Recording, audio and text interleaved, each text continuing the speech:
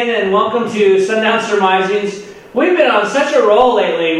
We actually tried to practice a little bit, to get this, because we've taken a few shots the last couple of weeks. Are just not good. We don't try to be perfect, as you can, recovering perfectionists in that sense. So you probably noticed that over the months, because this is episode 18, 19? 19. 19. Yeah, 19.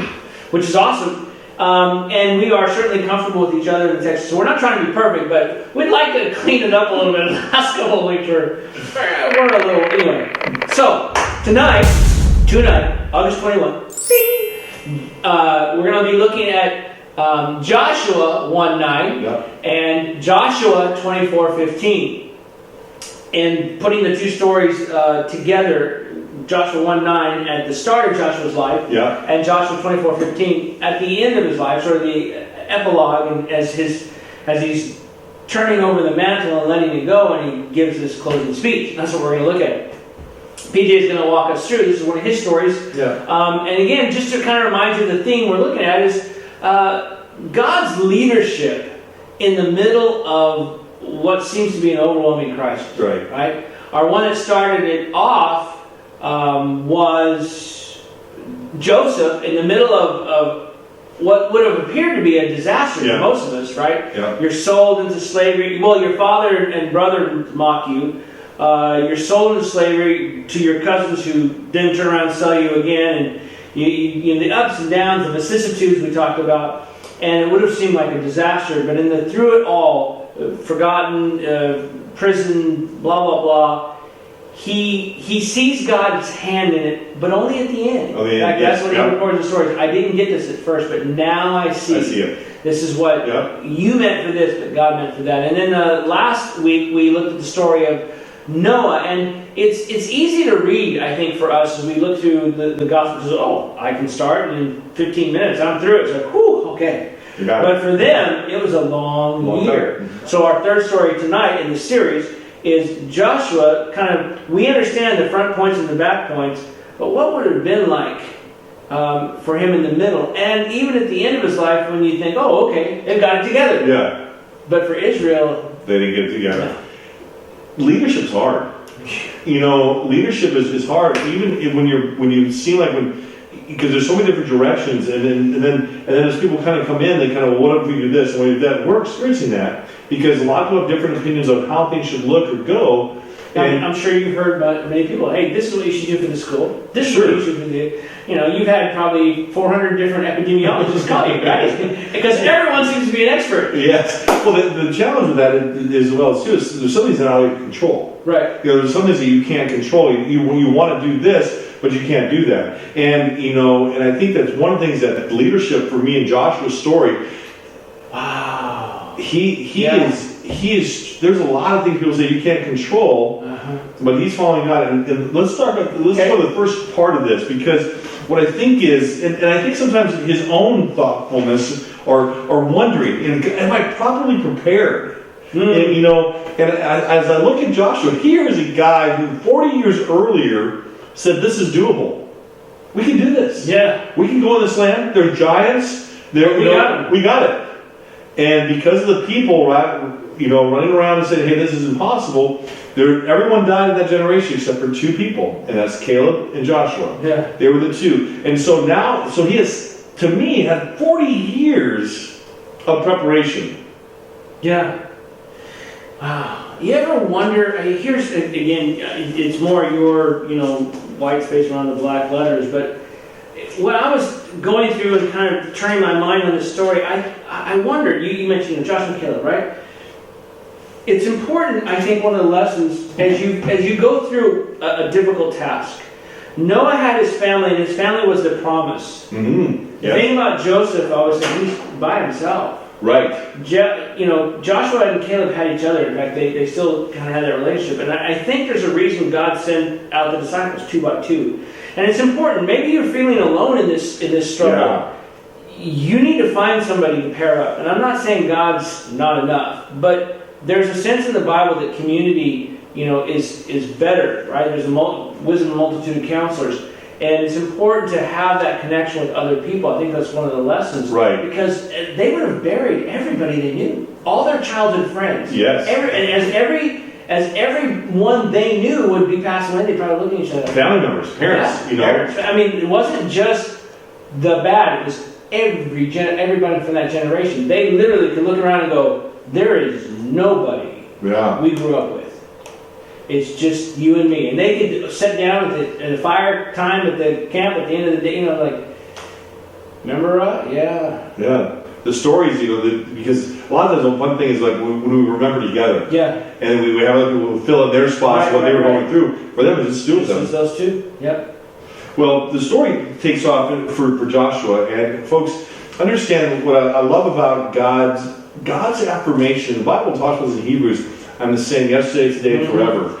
And God is the same thread through it. And I like when he starts off the very first verse here. Actually, it's in verse 5. It says, "As I was with Moses, so I'll be with you."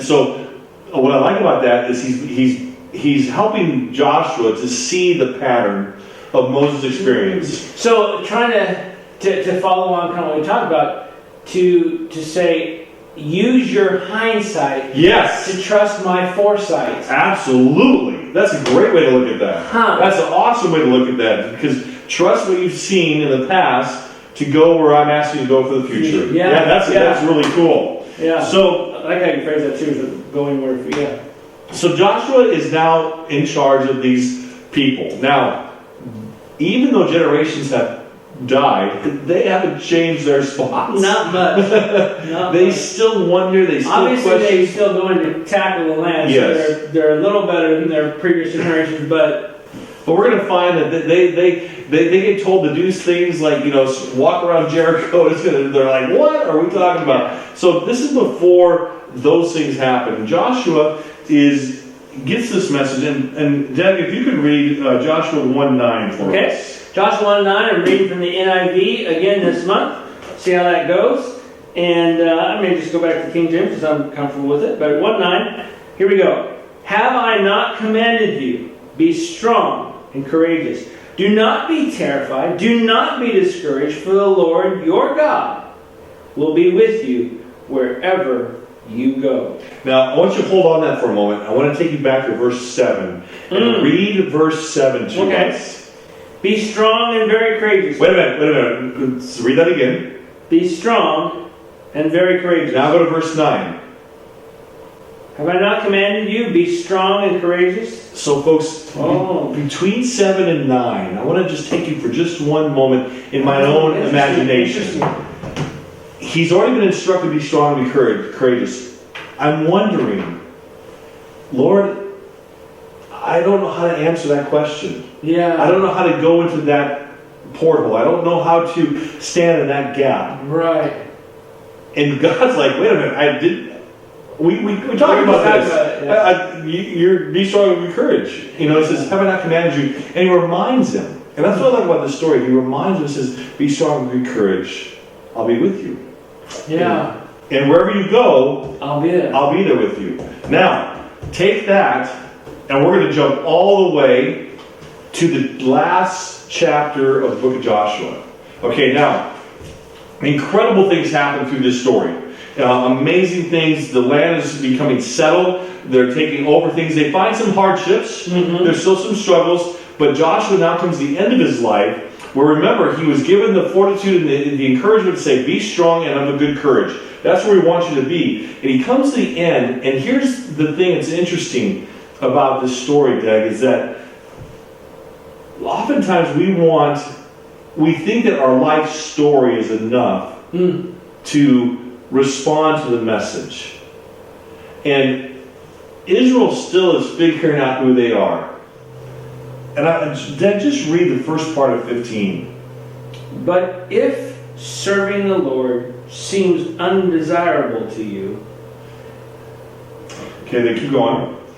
"then choose for yourselves this day whom you will serve." Can I tell you one story? Sure. One of the greatest gifts, and I've talked about this before in different settings, that my parents ever gave me, because I think sometimes we look at the fact that we raise you how we do what we say, not what we do. Right. And one of the greatest pictures I ever remember doing as a young man, trying to figure out my own relationship with the God Almighty. I was raised. I know the stories. I was given a good foundation. But I remember coming home from college one time, and I walked in the house. I surprised my parents. I was coming. I had a ride from Union College to Michigan, where my parents lived. And I came home, and my parents were having worship together. They were having sundown worship together that Friday evening. And one of my takeaway from that was the fact that they didn't do it because us kids. We were there. They did it because that was their commitment. Right. That was their thing. But if serving the Lord seems undesirable, then choose for yourself.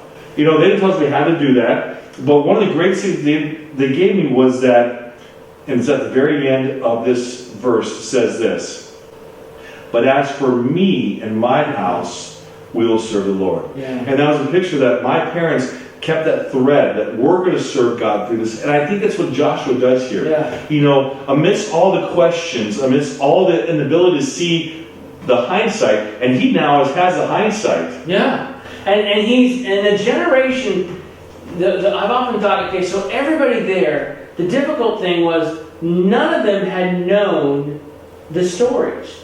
None of them were alive, had been slaves. None of them had seen the parting of the Red Sea. None of them knew the place. And what the other part that I was thinking, turning my mind on, is the parents who God says, you're going to die in the wilderness, and your children will see the land of it, not you. Mm-hmm. Now, you could have been very spiteful, but I think they were probably like Hannah, who raised Samuel. Yes. And training their kids in a way to appreciate, to give them a gift that they themselves would never get. Right. So, I'm 20 years in, and you're like, God did this, God did this, and God did this. And they had never seen it. For this generation, the first miracle they saw was the parting of, for them, Red Sea was the Jordan. Like, oh. And the next thing they see was, instead of falling Egypt, falling Jericho. Yep. So there's a lot of parallel, but that's interesting. There was none of that happened, so God will. For them, it's all new. It's all brand new. And the parents had to go train them to listen to God's voice, even when they couldn't see the outcome. Yep. Again, looking at the hindsight and trusting God's foresight. And then later, they would tell their children, but Joshua was looking around and saying, I don't think you're doing a good job of passing that on. Right. I will, no matter what. He's not washing his hands, but he's saying, no matter what, me, my house, I'm putting my head down tonight, and I can rest. Peace of mind. Peace of mind that he had followed God all of his life. He'd been faithful. Yep, he'd been faithful.